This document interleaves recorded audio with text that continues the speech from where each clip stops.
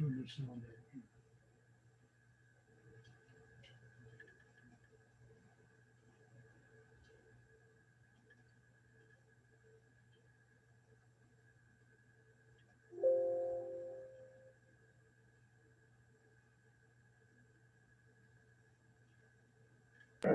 And to the republic which stands, one nation under God, indivisible, with liberty and justice for all.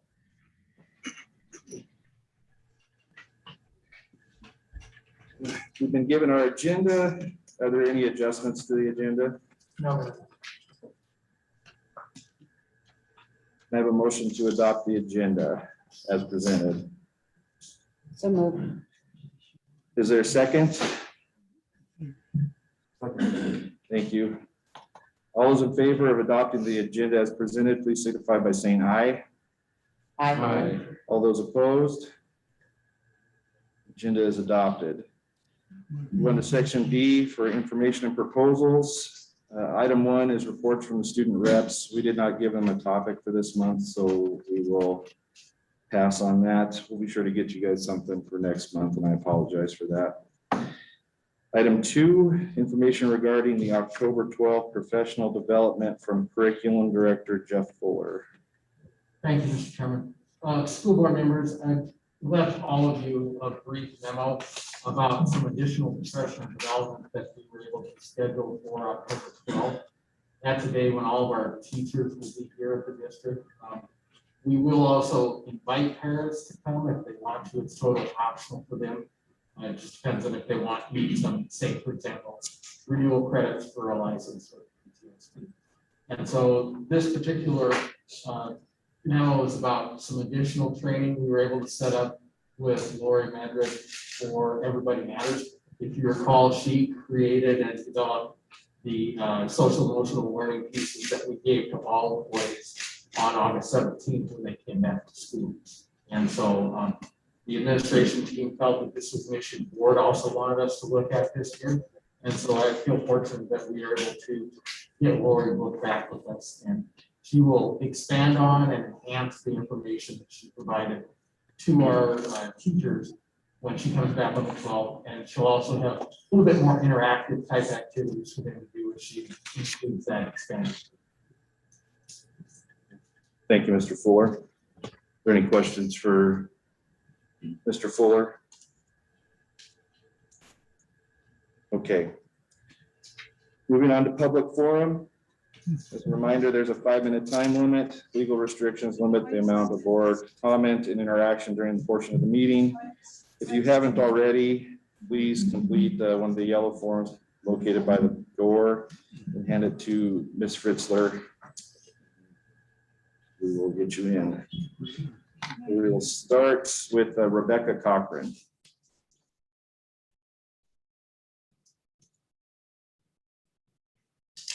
Ladies and gentlemen, is this on? Of the board, actually, my name is Rebecca Cohorn. Oh, I apologize, sorry.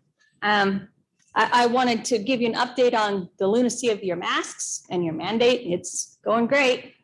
I did pull my children out of school for the week following Labor Day as in protest of the mask mandate.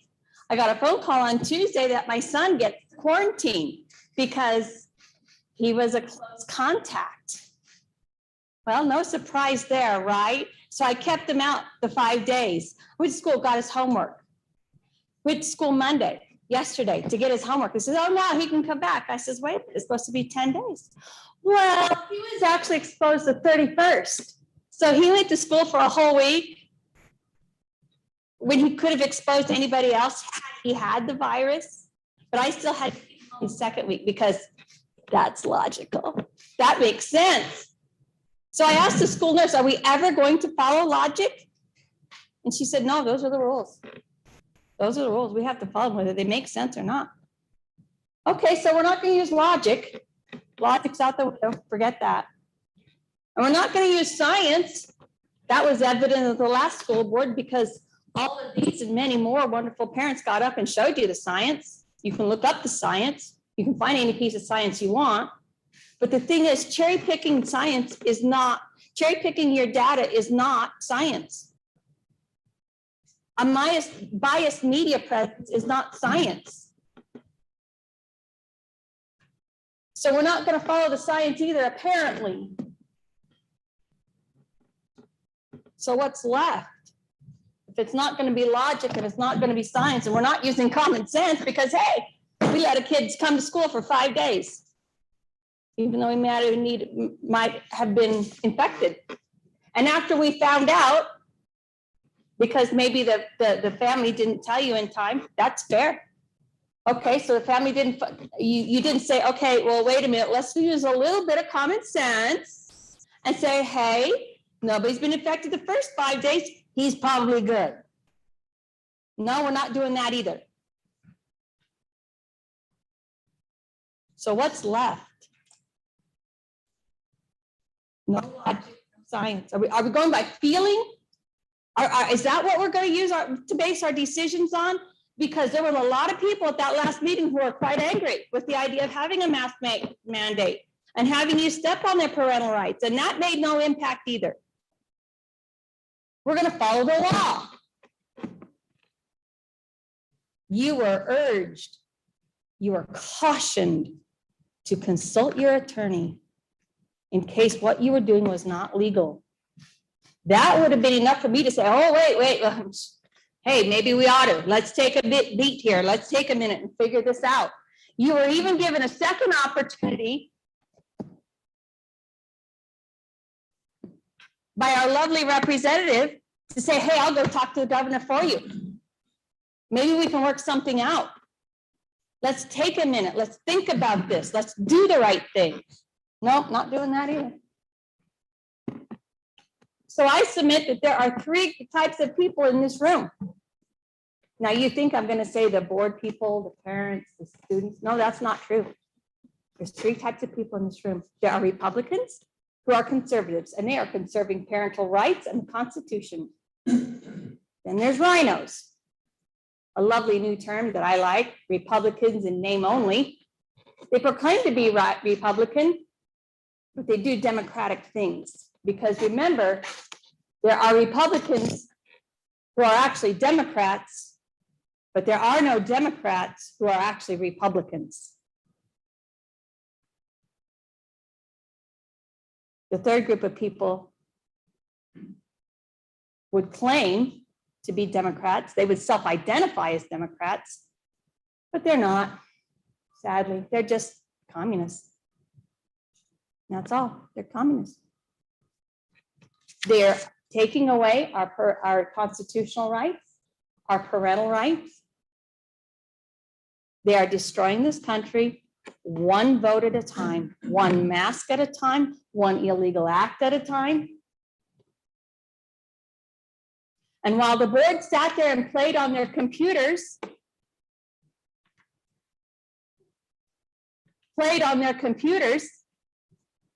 and doodled and generally looked bored with what the parents were saying, we were stripped of yet another one of our rights. But you see, the fight is not over. This thing that you have done is not over, because we do not consent to this mask mandate.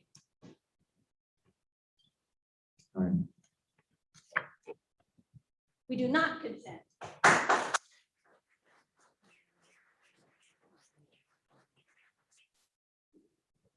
Danielle Murphy.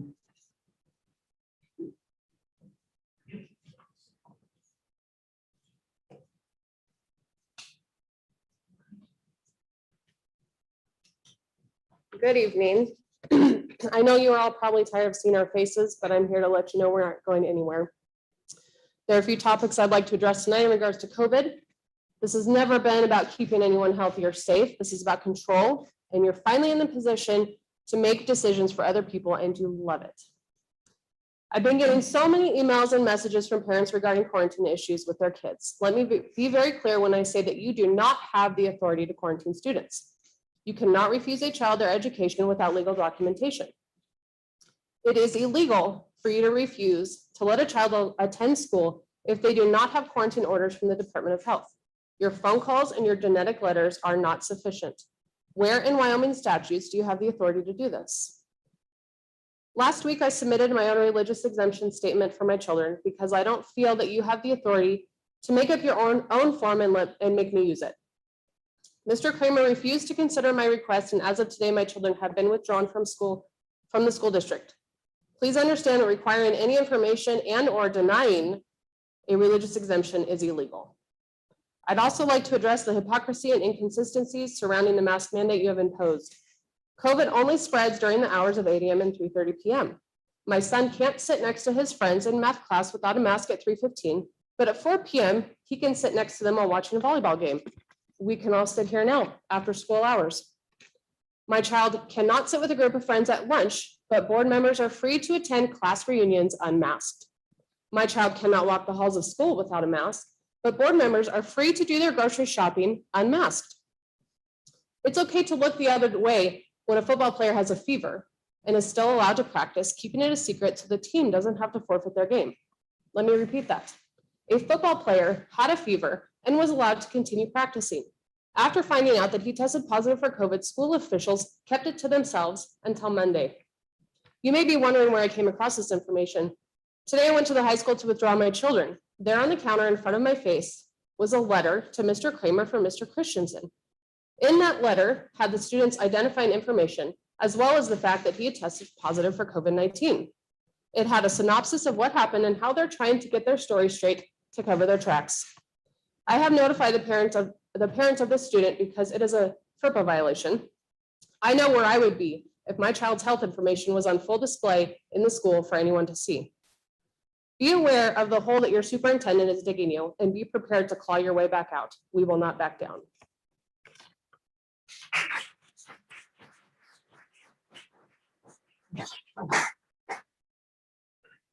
Erica Weinbrenner.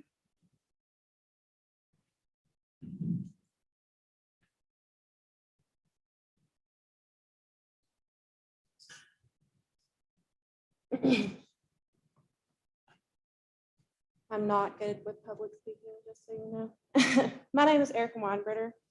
I have 5 children in the Goshen County School District. I first want to thank you for allowing me to speak on behalf of my children and my family. Being a parent during a global pandemic is extremely hard. Nothing is as it was, nor as it should be. We are shoving our children into computer screens and tablets in order to teach them. There have been plenty of studies that show that children at a certain amount of ages should only be allowed so much time in front of a screen. I'm normally a very quiet person.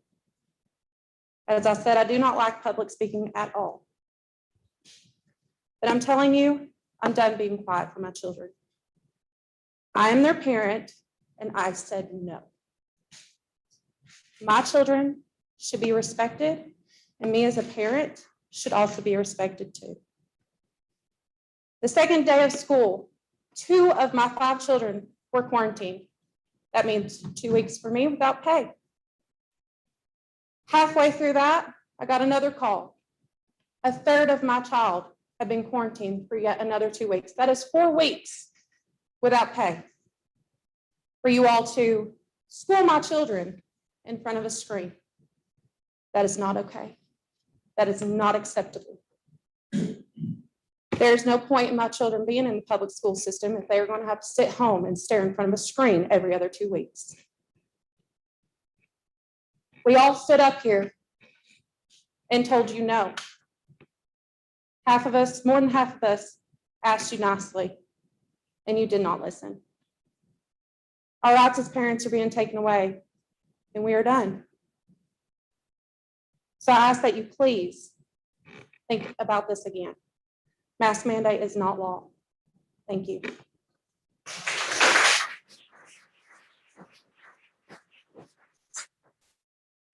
Senator Sherry Steinmetz.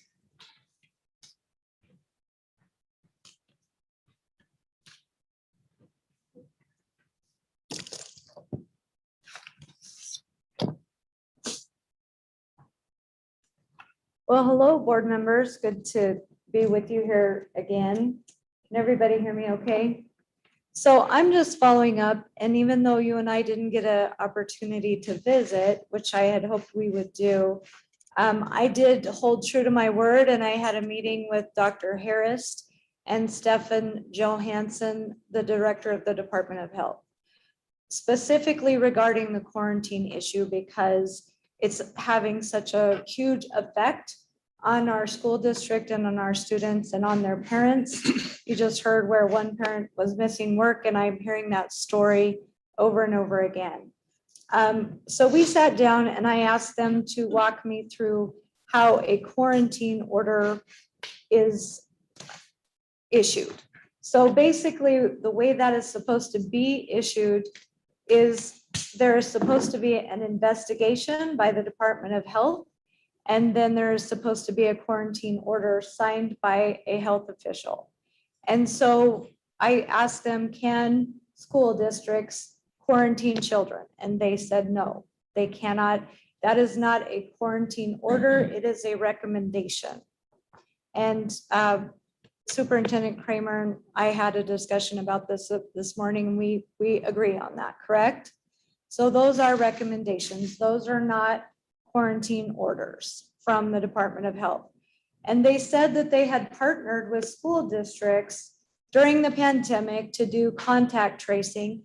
And I have a copy from the school board meeting in Lusk last night. He printed me out copies of the quarantine letters from the Department of Health, and they're just form letters from the Department of Health that say, you know, dear parent, your student has been in contact, or if they have tested positive, then it talks about that. So those went out to all 48 school districts in the state of Wyoming. So that is not, we talked about that. We talked about the confusion that is causing all across the state, to all of you, to school boards. It's putting everyone in a precarious position. So we talked about that, and they are supposed to be looking into that. They had a meeting with the governor on Friday. He's in budget hearings right now, so I met with some of his staff, but not him in particular. Everyone is very aware of the war that's going on in Goshen County, all across the state. So it would behoove us to figure this out as a community and together and get on the same page. I really wish we could do that. I was at a school board meeting in Lusk last night. They were working with their public health officer, Jolene Falkenberg, their county health officer, and they came up with an idea together of how they were going to address this, along with parental input. Their decision last night was just to go through life as normal, and if someone's in contact, they'll contact the parents, and the parents will decide how to handle that. If someone is tested positive, then of course they'd like them to stay home. But all of these things are recommendations to parents. They're not mandating anything. They're not mandating masks. They're not mandating any of those things. Wheatland and Guernsey are the same thing. I talked to a colleague of mine who represents that area. They are doing the same thing as Lusk. It's a parental decision in Platte County as well. And so we have taken the path of Teton, Albany, and Laramie County with what we're doing, but there are other districts that are not following this path. And these are all recommendations. They're recommendations from CDC. They're recommendations from the Department of Health. There are no mandates in place. There are no quarantine mandates. If you are going to get a quarantine letter, it will come from the Department of Health, and it will have an authorized signature on it. It's just not a willy-nilly process that, and you know, I had a customer in my store the other day who said, I remember when people were quarantined, they had little pink stickers on the windows of their house, and they were actually quarantined. They had to stay in their house. We dropped food off at their doorstep, and they were quarantined. They were not going to the University of Wyoming football game on the weekend. And so that's what a quarantine is. And I think we've got a little bit of a mix-up going on. I would certainly like to see us clear it up. I would certainly help with that in any way that I possibly can, because I would like to see a level of respect and decorum in our community where we respect one another's decisions and opinions, and we come together as a community and decide our future together. And so I would really like to see that. I will do anything I can to facilitate that. And Mr. Chairman, it looks like you may have a question for me. You're leaning forward toward your microphone. That was 5 minutes. Okay, all right. Well, thank you for that. And if you have any questions, I'd be happy to answer them for you now. Thank you. Thank you.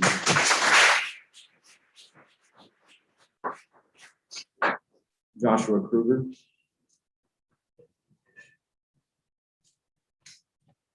Thank you, board members, for allowing me to speak. My name is Joshua Kruger. First off, let me start by saying that last month I came here and asked you to look into the failed grading system that was started last year and that is not preparing our children for the real world. I'm wondering if any of you have looked into correcting that poor grading system. Next, I would like to let you know that we are all humans, and being humans, we all make mistakes. Now, sometimes our mistakes are such that we cannot fix them. But there are other times that even after we've made a mistake, we are in a position to be able to fix the wrong that we did and start to make things right again. Well, a lot has happened in the last week and a half since the mask mandate was voted on for our school system. There has been a huge outcry of the public against the mask mandate that was implemented on our schools in Goshen County. As a result, lots of children have stayed home from school and missing valuable education time. Children have been getting transferred to other schools that are not enforcing these types of mandates, and other children will be learning either using online education systems or homeschooling. If this continues, what kind of school system will you be leaving for Goshen County school children? Now, I know that there are people that feel very passionately about this issue. That includes those that truly believe that masks work. I've seen people that truly believe in wearing masks, and they will wear them no matter where they are. That includes whether they are inside or outside. They will wear the mask if they are near someone, and even sometimes when no one is around. Now, that is their right. Now, I've heard several of you state that you are doing this for the children, and I've heard that some of you wear masks to protect your own family members. I appreciate the fact that you are concerned for the well-being of others, but unfortunately, it's been noticed that most of you that are saying that wearing a mask works and that wearing a mask would help to bring down the numbers of COVID infections in Goshen County, it has also been noticed that since you passed the mask mandate, most of you have been seen out in the public not wearing a mask and you are not social distancing either. So if you truly believe that wearing a mask works and you want to lower the COVID cases in Goshen County, why is it that you are not wearing your mask all of the time? And why is it that you are not social distancing? In the last week, there has also been other freedoms that has been threatened by a dictator in chief. Now, just like what he did, trying to remove people's rights to make their own healthcare choices, you did the same type of thing when you voted the other night for mandating mask wearing by all and removing the rights to make healthcare choices for us and our children. Now, it would be wrong if someone went up to someone wearing a mask and took it off their face, as that person wearing the mask has a right to make their own healthcare decisions. Even if someone disagrees with them, we all should be able to make our own healthcare choices, as many have paid the ultimate sacrifice to allow us the freedom to make our own choices, even when others disagree with us. That is our rights as Americans. I know that it has been said that we are quarantining too many, and that is why the mask mandate was needed. Well, my understanding is that if you had the desks set 6 feet apart, social distancing, then the quarantine numbers might have been lower. If this is the case, why wasn't that the first action taken before removing people's rights?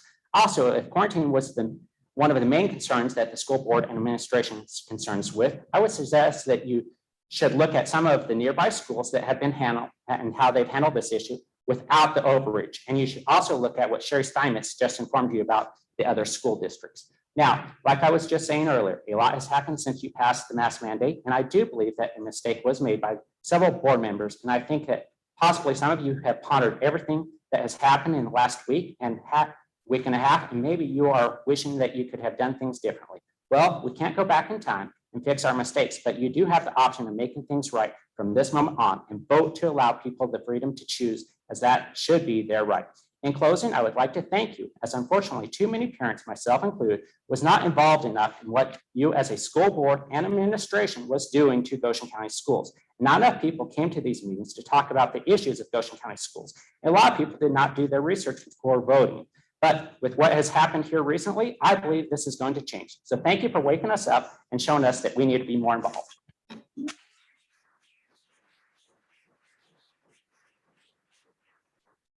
Marie Flanagan.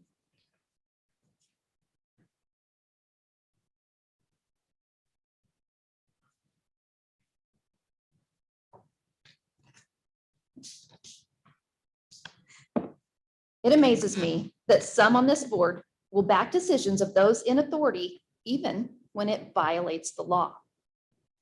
You have some on this board who voted to muzzle our kids, yet don't do it themselves. You have some on the board who show up to a school board meeting so severely sick, yet preach health and safety inside the walls of our school buildings. You have residents who will take a stand for children they don't even know.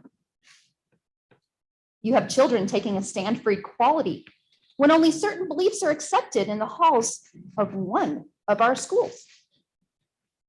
You have parents willing to set aside their own life or even cut back on certain aspects of life to teach their children at home because our district's decision makers have failed our children.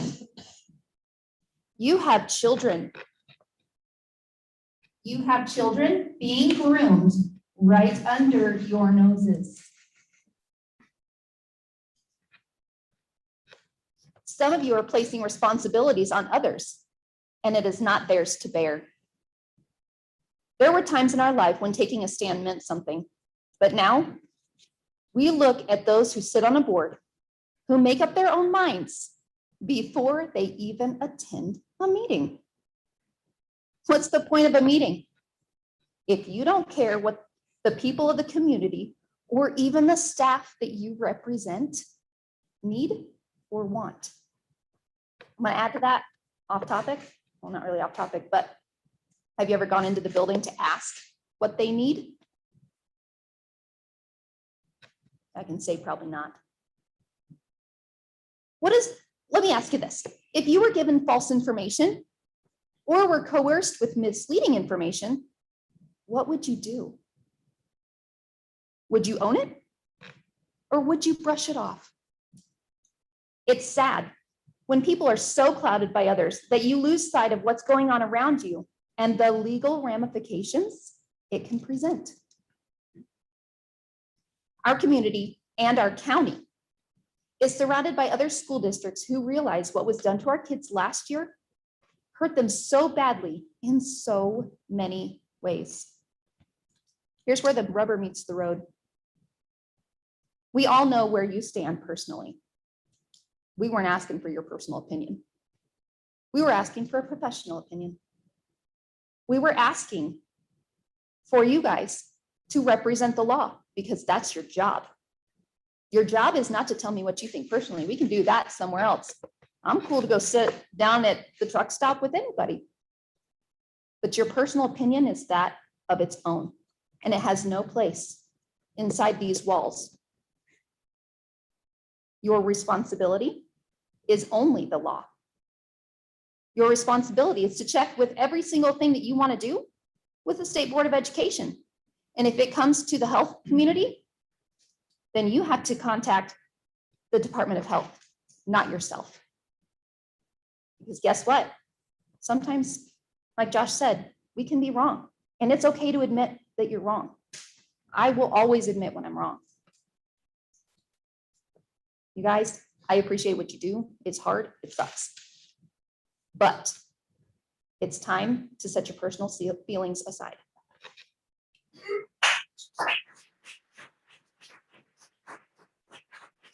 I apologize for this one, Bill Malou.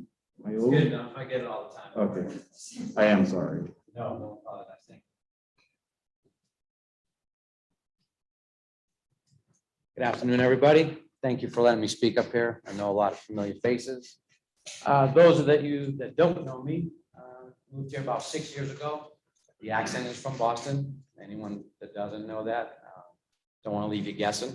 Moved here about 6 years ago with my now wife to take care of our oldest son who has progressive MS, a neurological disease that affects the mind and the body. We do a lot of research, not just on YouTube and Google, but with a lot of doctors. And it's a very tough life for my wife to witness what her son goes through. Our decisions are based on life or death situations, not just freedoms. But I thought a long time before I came here what I would leave people with being not born here. I appreciate the 3 people in the room thing, I do. Mine is a little different. My 3 people in the room are people that make things happen, people that watch things happen, and then people that wonder what the heck just happened. In my life, I've been all of those 3 people. I was not here at the last meeting, but I respect everyone's opinions and the professionalism that I did get to view when I took the time to watch what I could not be a participant in. With that said, we have grandchildren in the school system, and I want to start by saying thank you to them.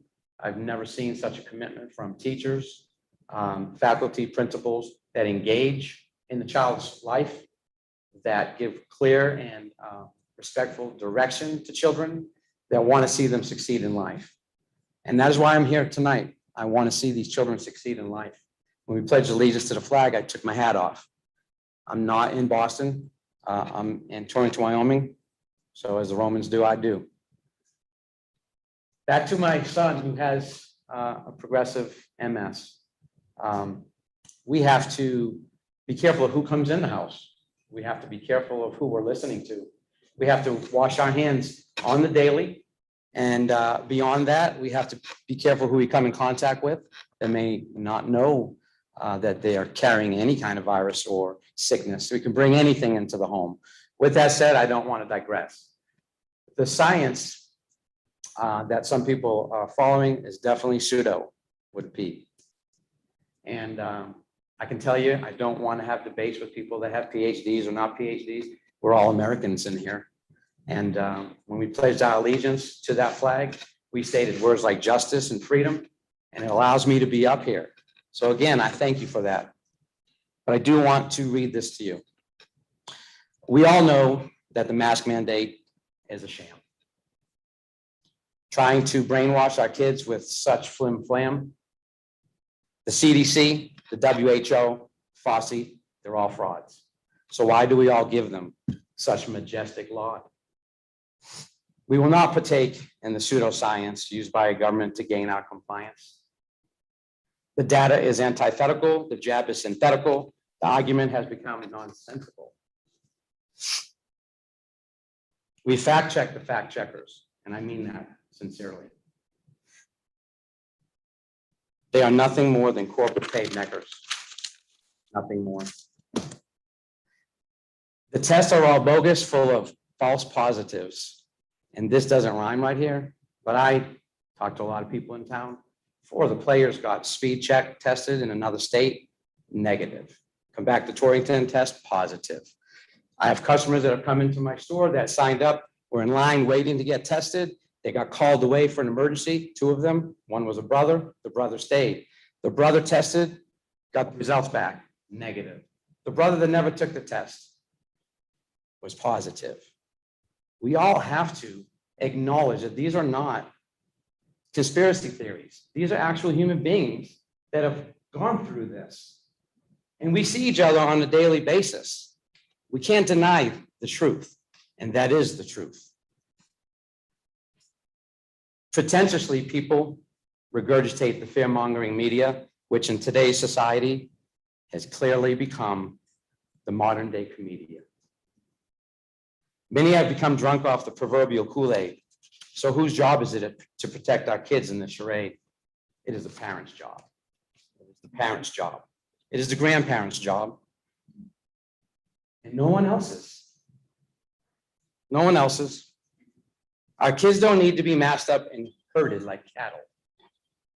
Their God-given immune system is what will win the battle. I did that to get your attention, folks, okay? With all sincerity, everyone in this room that's wearing a mask, I had to as well. Every time I see you lift it up to take a drink, we know the COVID's not hanging out here waiting and giving us respect, showing us respect while we drink or we eat. So can we just put aside over emotions and the pseudoscience and get back to the real thing, and that's keeping our children safe and giving them an education and their God-given right to the freedom that we have. Thank you.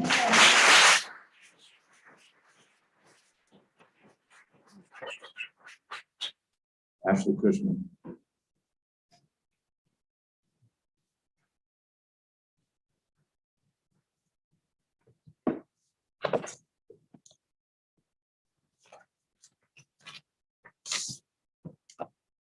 The practice of claiming to have moral standards or beliefs to which one's own behavior does not conform. This is the definition of a word that has become the narrative for the Goshen County School Board of Trustees.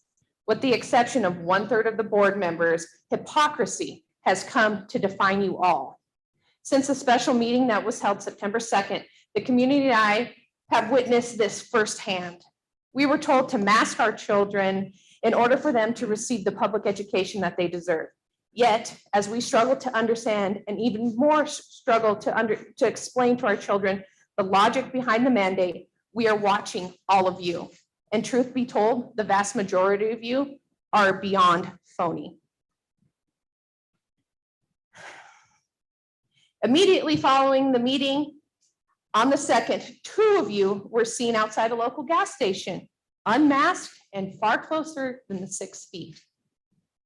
You were also seen smoking, and with a healthy lifestyle choice like that, we are so lucky to have you making healthcare decisions for our children.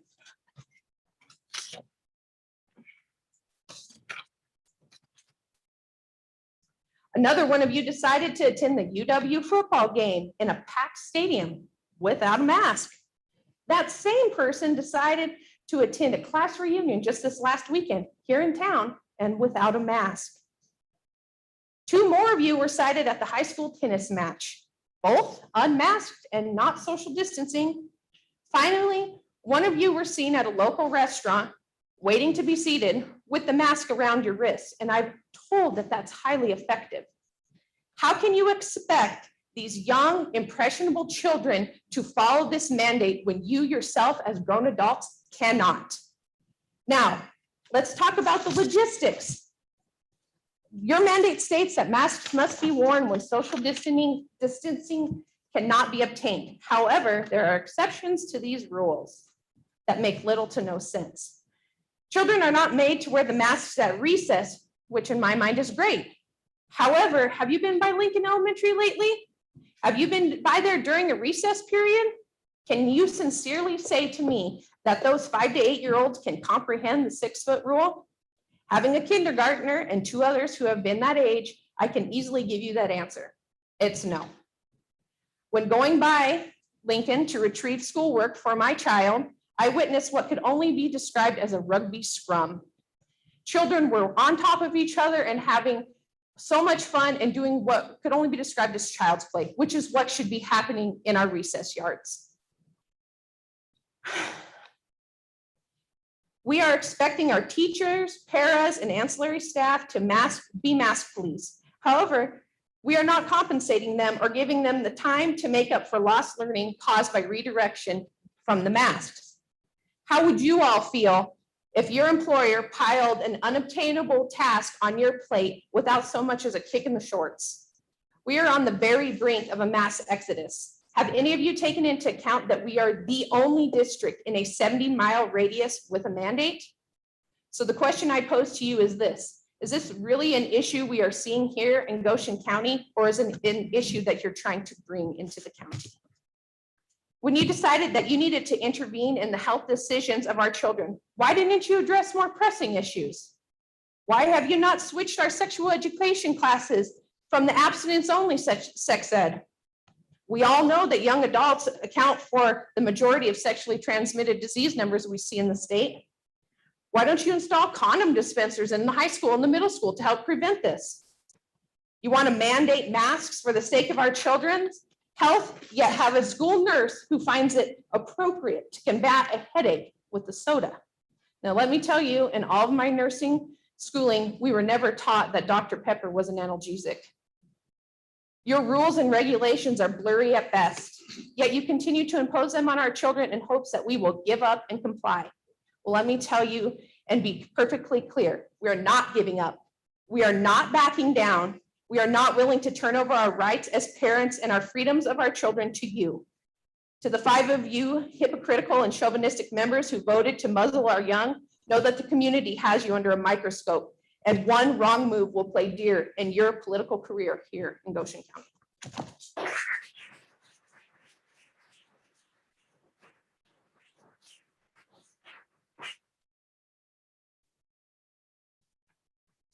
That is all we have for public forum. Mr. Chairman. I had my name signed on I signed the yellow paper. I didn't have it, so hold on a second.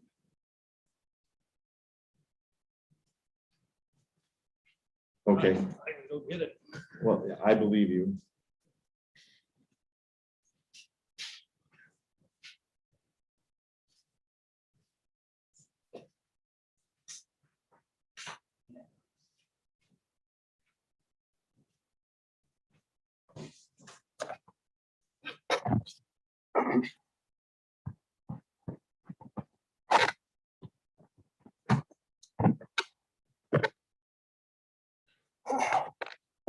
Since we've had a little bit of time to observe, I think, the beginning effects of our recent mask mandate, I'd like to point out a few of my own observations that I've had. First, I'm going to start with a quote from one of you. With rights come responsibility. Well, I'm going to have to add something. They also come with consequences. Some of these consequences are a broken community, a community that is losing trust in our school district, and especially our board members, a community that feels like they have no voice, a growing number of students that are not in school, a growing number of students that feel like they're being physically violated every day by having to put on a mask,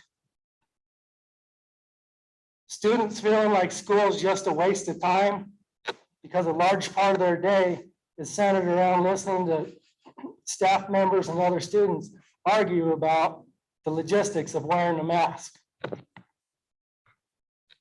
A community protest, a petition going around to get a few of you voted off the board, multiple threats to public health and other members of our community and school district, including children. And this list could go on and on. Every one of us could put something on this list. Ask ourselves, what on here is positive? What have we seen in the last 10 days or however long it's been? What have we seen positive come of this? We might have kept a couple kids from getting sick. I agree with that, maybe. But in the big scheme of things, is that what we're after? We ask why. Why do you think we're having all these consequences in our community? Why are they showing up?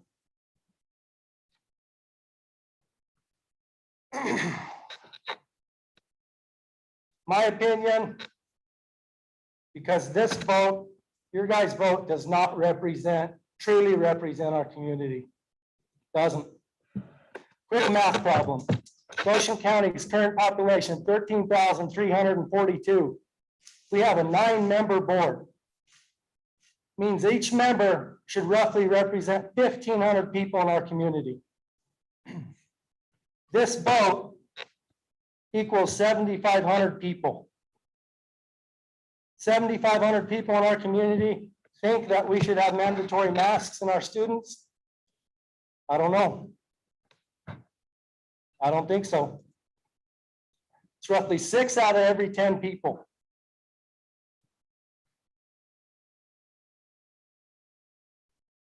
During the meeting, I wasn't there, but when the crowd stood up, what was the ratio there? You guys were there. Did 6 out of 10 people stand up saying they wanted to mask the kids?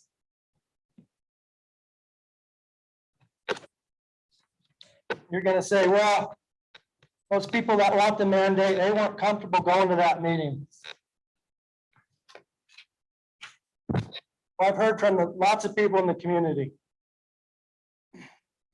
It wasn't 6 out of 10.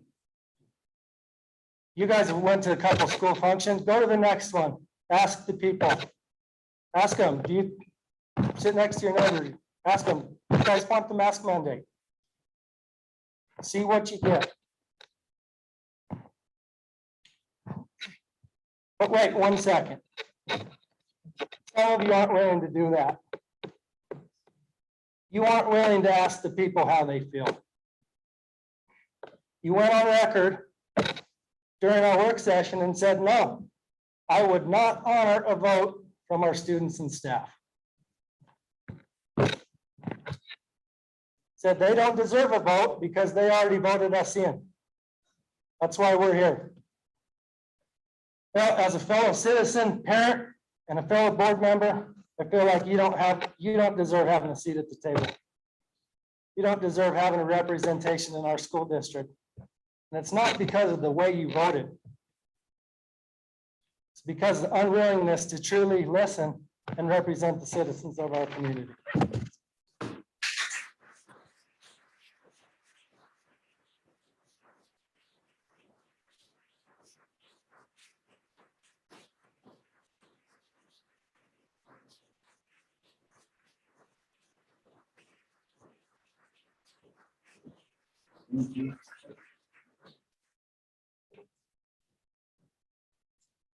Moving on to the consent agenda.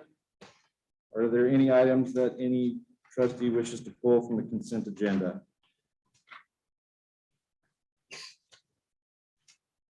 Hearing none, can I have a motion to approve the consent agenda as presented? So moved.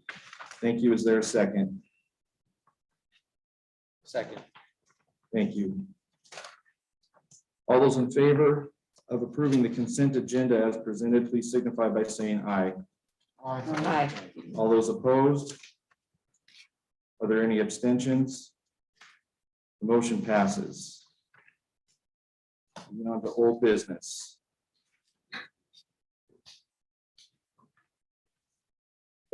Under old business item A, consider approval of proposed revisions to district policy 6141.41 curriculum development as presented on second and final reading. It's recommended to approve the proposed revisions. Can I have a motion, please? So moved. Thank you. Is there a second? Second.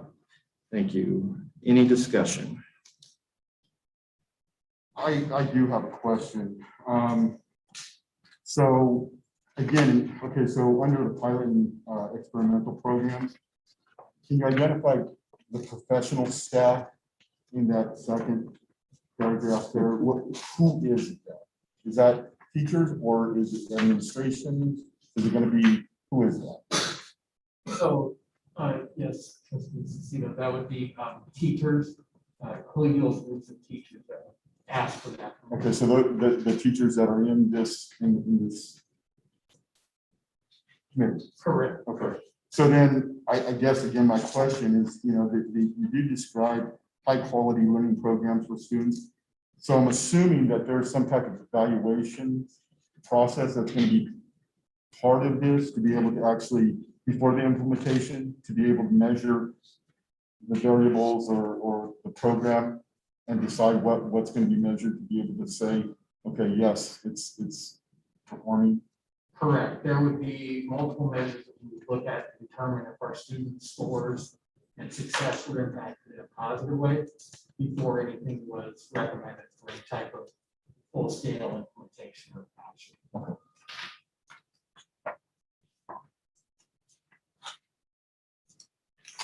Any other discussion? All those in favor of approving the proposed revisions to district policy 6141.41 as presented on second and final reading, please signify by saying aye. Aye. All those opposed? Are there any abstentions? The motion passes. Item B, under old business, consider approval of proposed revisions to district policy 4117 certified personnel evaluation systems as presented on second and final reading. Can I have a motion, please? So Thank you. Is there a second? Second. Thank you. Any discussion?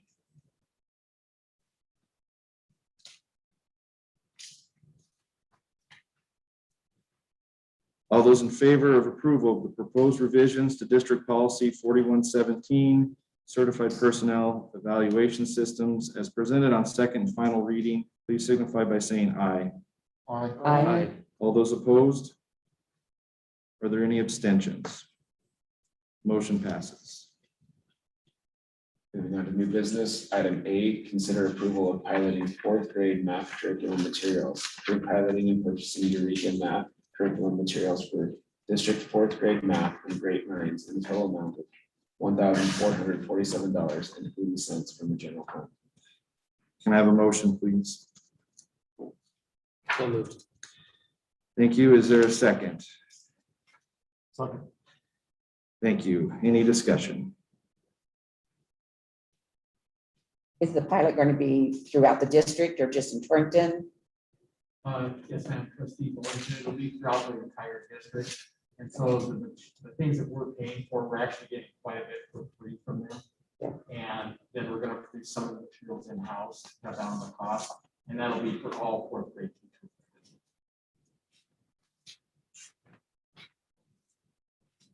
Any other questions or discussion?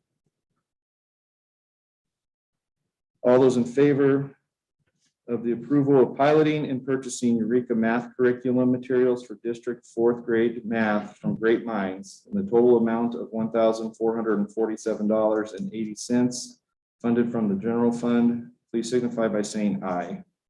Aye. All those opposed? Any abstentions? Motion passes.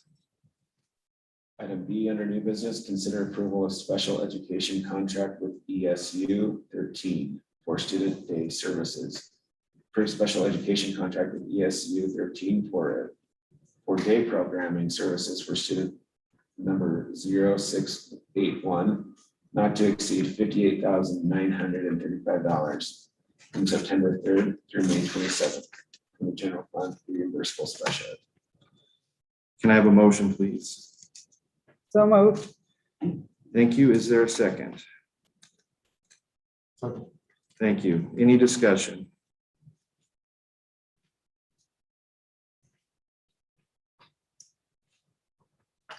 All those in favor of approval of the special education contract with ESU 13 for day programming services for student number 0681, not to exceed $58,935 from September 3rd, 2021 through May 27th, 2022, funded through the general fund reimbursable special ed.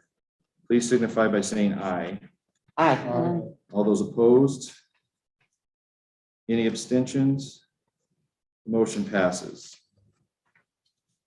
Item C, consider approval of contracting with IMSE for additional Orton Gillingham staff professional developmental services for the 2021-2022 school year. It's recommended to approve contracting with IMSE to provide 9 additional Orton Gillingham professional development days for district staff in the total amount of $13,500 funded through Title I,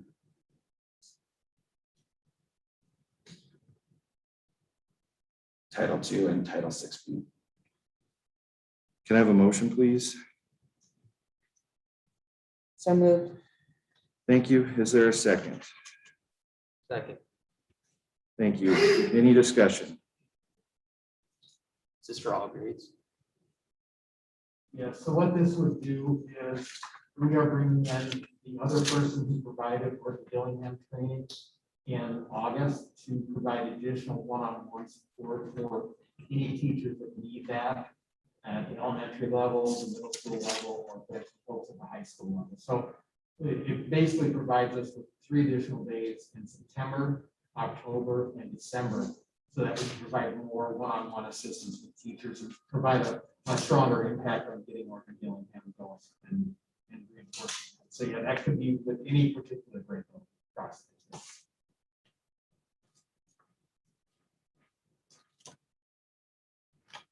Any other discussion? All those in favor of approval of contracting with IMSE to provide 9 additional Orton Gillingham professional development days for the district staff and the total amount of $13,500 funded through Title I, Title II, and Title VI-B. Please signify by saying aye. Aye. All those opposed? Any abstentions? The motion passes. Item D, consider approval of a purchase exceeding $5,000 for the purchase of welders from Rocky Mountain Equipment for Torrington High School's agricultural education program. Approve the purchase of 3 multi-process welders and 1 multi-process welder with TIG kit or THS from Rocky Mountain Air in the total amount of $12,919.19 funded through Perkins. Can I have a motion, please? So moved. Thank you. Is there a second? Second. Thank you. Any discussion?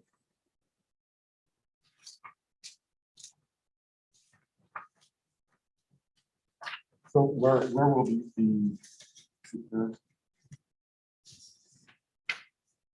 They'll be placed in the ag building as part of the systems there. all of it? Okay.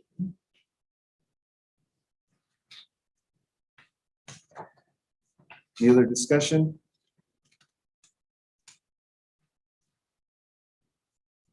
All those in favor of approval of the purchase of 3 multi-process welders and 1 multi-process welder with TIG kit for THS from Rocky Mountain Air in total amount of $12,919.19 funded through Perkins. Please signify by saying aye.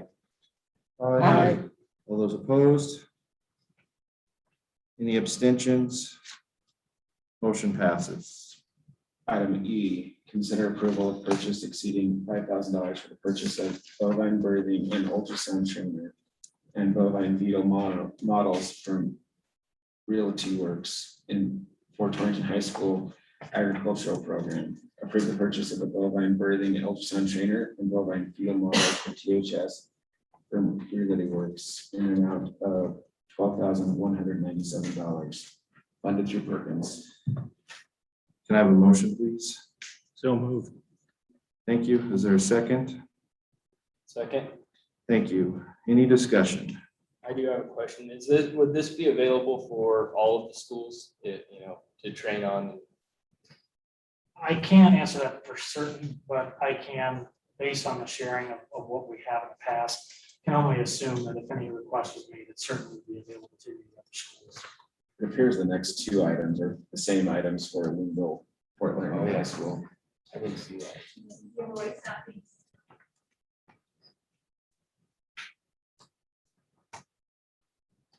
Any other discussion?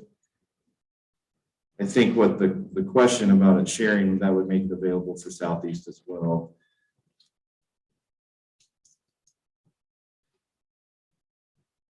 All those in favor of approval of the purchase of a bovine birthing and ultrasound trainer and bovine fetal models for THS from Reality Works in the total amount of $12,197 funded through Perkins, please signify by saying aye. Aye. All those opposed? Any abstentions? Motion passes. Item F, consider approval of purchase exceeding $5,000 for the purchase of welders from Rocky Mountain Equipment for Linville Fort Laramie High School agricultural education program. It's recommended to approve the purchase of 2 multi-process welders and 1 multi-process welder with TIG kit for the Linville Fort Laramie High School from Rocky Mountain Air in a total amount of $10,772.47 funded through Perkins. Can I have a motion, please? So moved. Is there a second? So Thank you. Any discussion? can someone please just, because again, I'm not familiar, can somebody educate me on, so you have, the first one we actually approved was 3 Miller-Matic 255 multi-process welders for $8,000. The next one, two, Miller made it for 5,000. So what's the difference and why it's?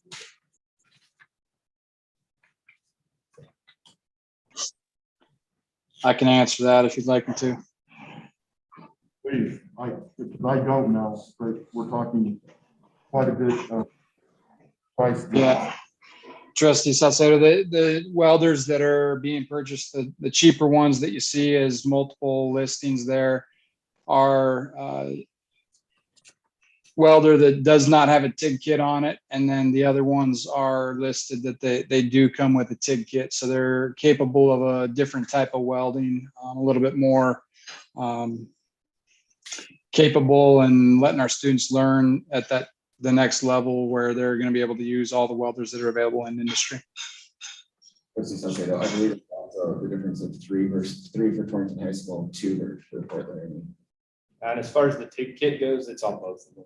The TIG kit is not a difference. Yeah. If you look at page 73 and 76 on the purchase orders, the unit price is the same. Thank you. Thank you, Mr. Christopher. And I guess to eliminate some confusion with the number that was listed in the recommendation, the page 76 has it listed as 46 cents, not 47 if we round it up. So it's immaterial, but I just wanted to point that out. Any other discussion? I see these are both requested by Mr. Groney. In the event that Southeast were to want these, there's funding available, right? I mean, that's. Yes, each building and program has the option and opportunity to apply for these exact things, as they have a Perkins allocation meeting every year. And it dependent upon what that program is focused on or what they've already purchased in past years, that we may not be privy to in regards to what they have already in stock or what they already have utilized.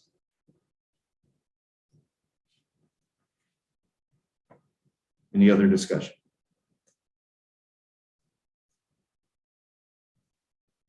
All those in favor of the approval of the purchase of 2 multi-process welders and 1 multi-process welder with a TIG kit for Lingo Fort Laramie High School from Rocky Mountain Air in the total amount of $10,072.46 funded through Perkins, please signify by saying aye. Aye. All those opposed? Are there any abstentions? Motion passes. Item G, consider approval of a purchase exceeding $5,000 for the purchase of bovine birthing and ultrasound trainer from Reality Works for Legal Fort Laramie High School Agricultural Education Program. It's recommended to approve this purchase of a bovine birthing and ultrasound trainer for Legal Fort Laramie High School from Reality Works in the total amount of $9,999 funded through Perkins. Can I have a motion, please? So moved. Thank you. Is there a second? Second. Thank you. Any discussion? I will pose the same question that Trustee Saucedo posed on the last item. Why the difference in price between those 2 units? Page 74 and page 77. There is on the Torrington High School request, there's a bovine fetal development model, as well as the bovine birthing and ultrasound trainer. For Lingo Fort Laramie, it's just for the 1 birthing and ultrasound trainer.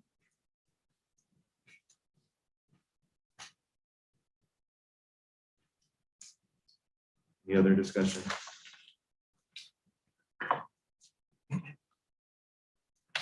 All those in favor of the approval of the purchase of a bovine birthing and ultrasound trainer for Lingo Fort Laramie High School from Reality Works in the total amount of $9,999 funded through Perkins, please signify by saying aye. Aye. All those opposed? Any abstentions? Motion passes.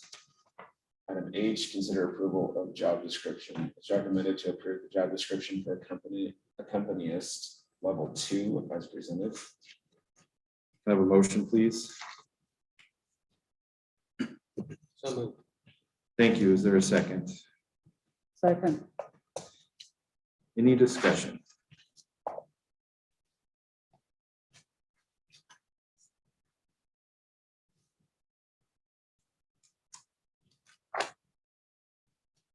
All those in favor of approval of the job description for accompanist level 2 as presented, please signify by saying aye. Aye. All those opposed? Any abstentions? Motion passes. Item I, consider approval of continuation of the Goshen County Indoor Track Program. It's recommended to approve the continuation of the Goshen County Indoor Track Program with head and assistant coaching salaries not to exceed cross-country coaching placements. Can I have a motion, please? Thank you. Is there a second? Second. Thank you. Any discussion?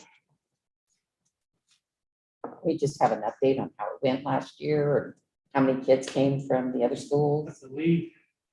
I saw Coach Sims. Could you answer a couple of those questions out there? Yeah, we had about a little over 30. And we were limited to where we were going because of all the situation. We only had 3, so state indoor was different. And here at this facility, they, the students, Gronings's group, built us a runway so that we could put the pole vault fit in there. We also used that for the jumps. We also high jumped in there. So we did all of our work in there. We have a couple treadmills that help with our distance runners. So we had quite a few actually. It's probably going to be a little more, is what I'm hearing from Mr. Lashley. And I don't know about Southeast, but I'm sure that the ones that were in Torrington will probably be the same. So it was, you know, like I said, there was quite a few for the first time. Obviously, now if they have a program there, that students are going to know that that exists, so there might even be more. I don't know, it doesn't start till January, so if they want to choose to play basketball or wrestle, have that option. It's not, that don't interfere, but it does, I guess, in January. So I think it was pretty successful, yes. So you gave us January as the starting date, so it goes January through. Like the end of, beginning of March, so that Saturday is state indoor, and then that Monday track starts and soccer starts. So it runs 2 months, more or less. I'm sure it's gonna be different. They'll probably have meets now. There's only Natrona and Gillette. And then they do some in the central facility, but it's a little bit tougher because it's so tight. You can't wear spikes. And then in the past, they went to Pocatello for the big track meet. All the high school throughout the nation go to qualify that type of thing. So it was exciting that we got to use our athletes to represent Goshen County. Before we were going to Cheyenne Central, and we have the indoor state record. It was Torrington. We've had people from Southeast Lincoln that go and years past have helped Cheyenne Central win state titles. Now that's switching a little bit. There's also talk about dividing 4A and 3A because of the interest is growing. That they'll be just, right now it's all classes, so it's 1A to 4A all compete. And they're talking a little bit about 1A, 2A, 3A, and then a group of 4A. So that's a possibility to make it, would change a lot of things actually. That's what it is. Hope I answered. Thank you. Any other discussion?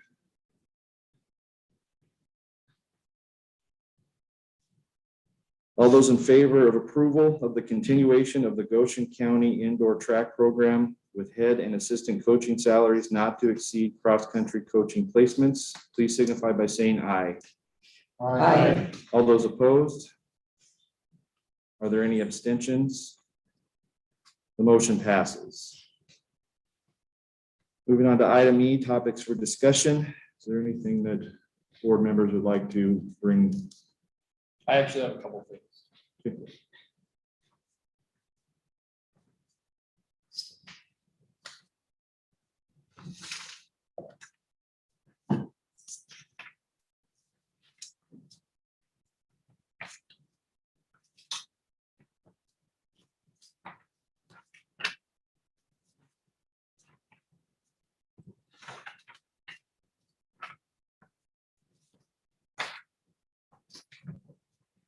So, first of all, I think we need to address our quarantine protocols in Goshen County and in the school district. It's been stated that it's been up to the state to do all the quarantining. Well, there's been other school districts around that have proven that that is not necessarily the case. I believe that the state, at least on this issue, is kind of leaving us swinging in the wind. So I think that we need to get together and discuss different options we have for our quarantining. And what I gave you was what Platte County School District 1 is doing. We don't have to necessarily follow exactly what they're doing. The reason I picked Platte County is because they are the closest representation to us, their metrics, as far as their county spread and all that is very similar to what we're at. They have a few less students, but not many, and they're a neighboring county. So anyway, that at the very back of what I handed out is how they're approaching all of this. I could give you, I have Scotts Bluff, which it's in a different state, so it doesn't really matter, but there's a lot of different school districts around us and in the state that are handling the quarantine issue differently than we are.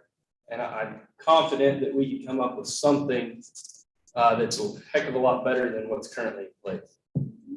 So I guess what I'm proposing is a couple of members and along with Mr. Kramer, if we could meet and figure out a way to at least come up with some options to change our quarantine policy.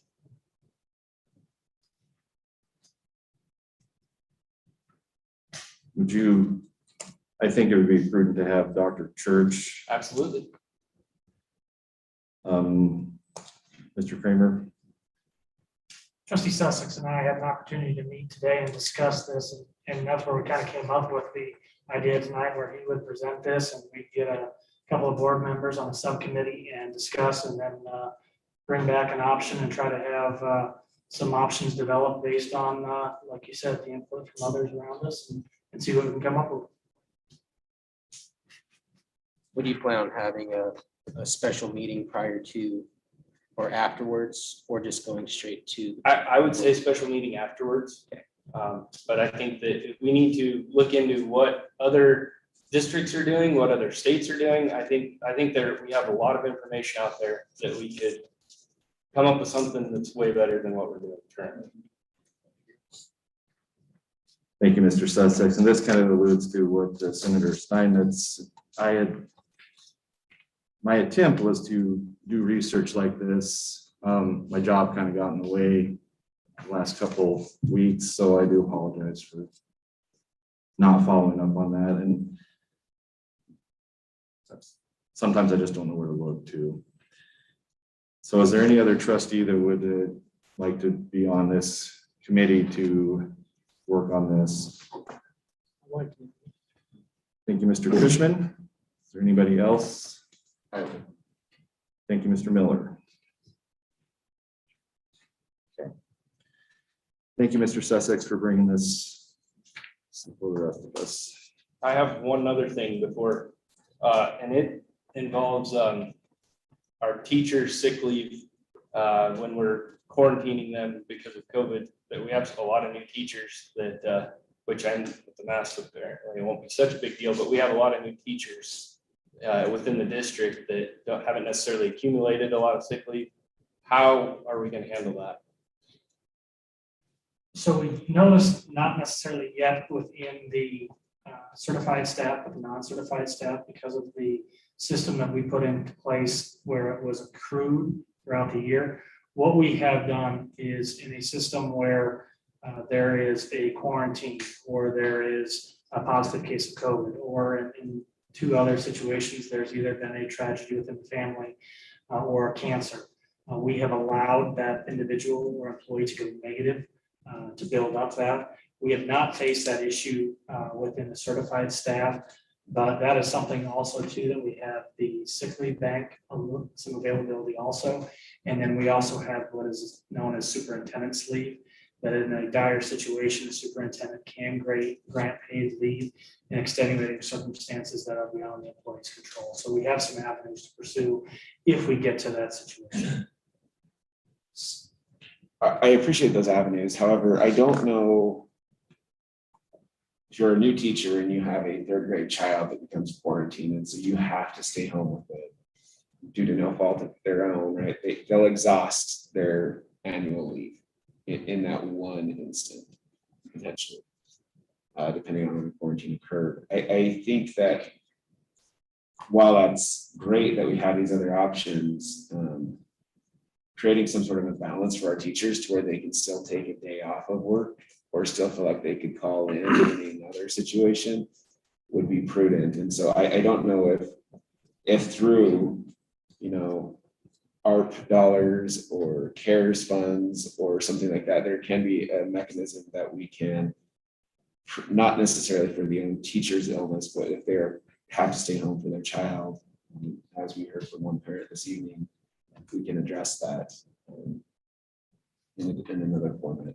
And maybe that same group that is discussing the quarantine can maybe come up and share some ideas with that same group and see what we can come up with to possibly present to the board at a future date. Mr. Chair, Ms. Cates. if I may, the other avenue that we have, and we have already used it, is that for our certified staff, we allow them to telework. And in allowing them to telework, they're not being docked a day, and we're keeping our teachers in front of the kids as best as we can.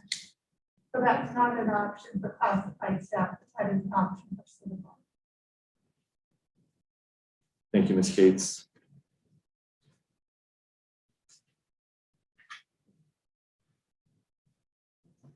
Okay, thank you, Mr. Sussex. One item that I wanted to bring up,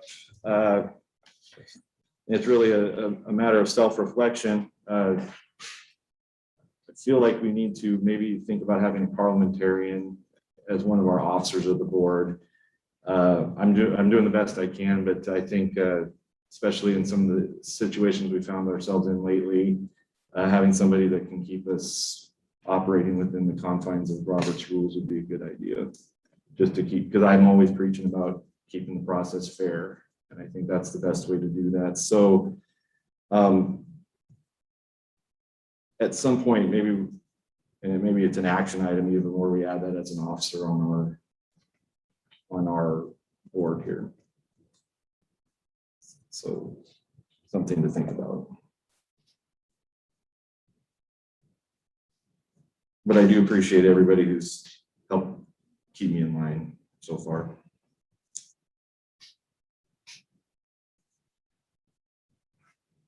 I'd be fully supportive of that, and I do have it. Okay, go ahead.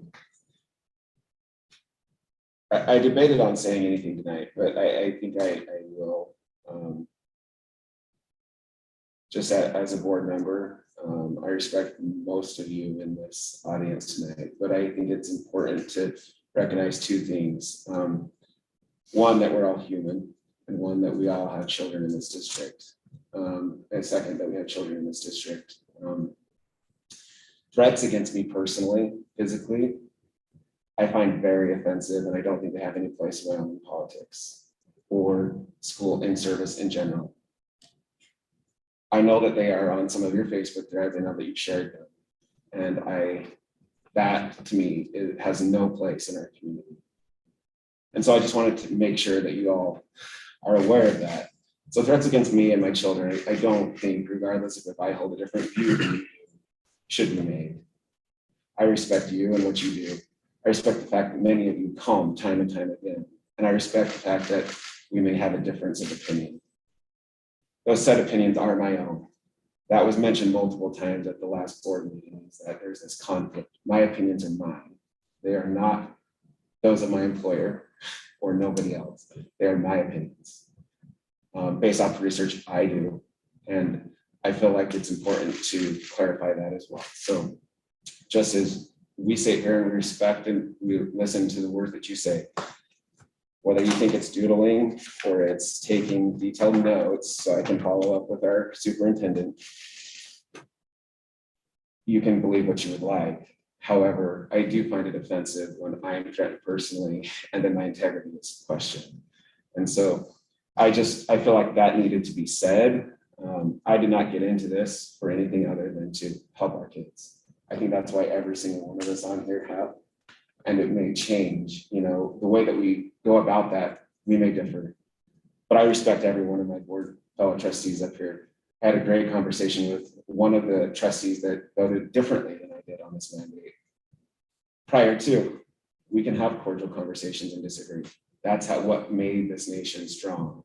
And that's what will continue to make our community strong, is having professional, courteous disagreements. And so I just want to make that known and make it known that I appreciate serving on this board, and will continue to do so the rest of my vote. Thank you, Mr. Miller. Is there any other topics? Mr. Cushman? Yeah, I'd just like to know kind of what the enrollment numbers have been like since. What's up next part here? That'll be part of the superintendent report. Okay. So any other discussion? Okay, moving on to future meetings. There will be a work session on Thursday, September 23rd at 7 o'clock for board leadership governance training with the Wyoming School Boards Association. I appreciate Mr. Kramer working with them to get this set up. So that'll be next week. And the next regular school board meeting will be Tuesday, October 12th, 2021 at 7 p.m. With that, I'll turn it over to Mr. Kramer. Thank you, Chairman Jesperson. So before I get on the enrollment numbers, I did want to just acknowledge, because we did have a number of ag purchases, and that was fantastic. But also, in addition to the Perkins funding and those items, I just want to point out also a really neat thing that two of our teachers in the district, John Grant, received we were notified, I believe, late Sunday evening, that he received the Cutting Edge grant. And the grant for his program, actually, I'm just going to requesting funding to purchase and equip a construction site contractor's trailer. The trailer will be equipped with all the tools and equipment needed for a true-to-life experience in a residential construction trailer.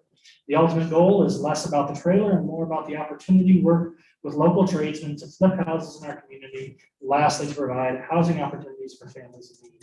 So I just want to acknowledge that. That is just an awesome grant. It's $25,000 towards that. And for a second year, Mr. Clapper out at Southeast was also granted or was provided and awarded this grant.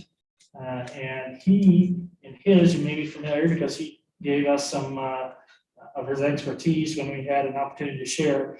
This is a continuation of the development of our Southeast FFA portable farm experience. This has been an exciting opportunity for kids and allows me to directly incorporate students into real-world agriculture experiences. Receiving this grant would allow me to fine-tune the necessary resources we have. We do have some trailers that will need improvement, expand the current projects we have, provide students with support, and provide support equipment for these projects. Without a doubt, we will be able to efficiently give students without resources opportunities they would not have been able to achieve on their own. So just really two great grants. And again, it just couples along really well with the amount of purchases. I know it seemed like a lot. There were some questions in relation to that, but we have some fantastic ag programs in our district in all three site areas, and provide students with excellent learning opportunities. And I really, truly appreciate that from our instructors. And I'll move on to the update on the current enrollment. So I will pull up and share my screen here. provide you with some information and focus here.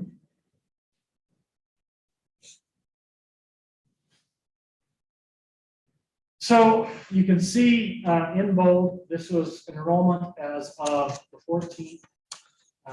Today, you can see the different schools, their enrollment also broken down by grade levels. I then took, for comparison purposes, May of this last year, where we were at in enrollment, and you can see that we are up approximately 20 students. And then in our kindergarten, we are approximately down about 2 students comparatively from that kindergarten class last year. Now, one of your questions, I think this is what your main question was about, Trustee Cushman, was in relation to the decision to have the mask rule in place last Tuesday. How has that affected us? So we have had since that time 19 students that have dropped. We have 18 that are still deciding. We have 8 that we are waiting on documents and then further decisions to be made by the family. We have also had 10 students choose to go virtual within the Goshen County School District program. And of those 19, this was kind of unique, and I want to point that out. 2 of those individual students actually dropped, not because of the potential for or the requirement of wearing a mask, but they were due with concerns related to COVID and did not feel safe in the environment of face-to-face instruction at this time.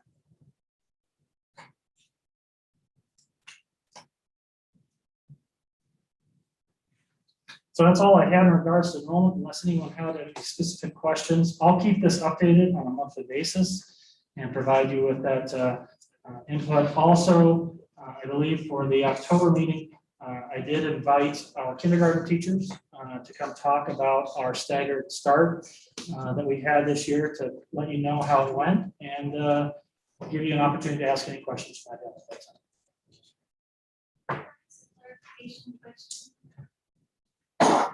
So for clarification, 55 students have dropped out since the mask mandate. Yeah. 19 students have dropped.